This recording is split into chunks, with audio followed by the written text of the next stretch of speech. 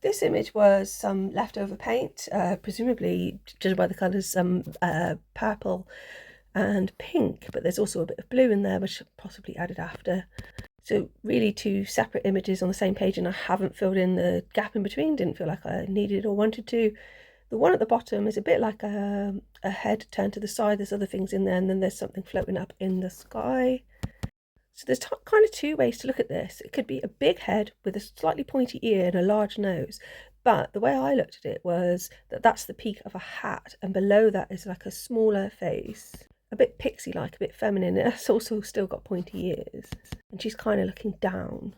In this part, I thought the creamy bit ended up looking a bit like a bat, but then the purple bit up above it at one point was sort of like the edge of a face. So it also looks a bit more like a face in this view, where there ends up being like a little nose and an eye there. And up above that, there's sort of like a group of people, sort of all looking off towards the distance. So it looks a bit like somebody with a cap there on the left-hand side. And again, there's just another view of those people that are looking out towards the distance at the top. I kind of really like the blend of colours.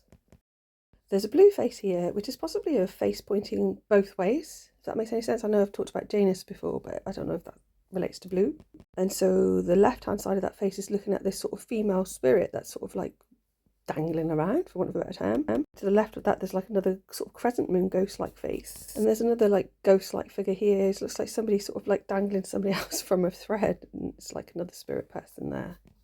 This bit is in the sky, by the way.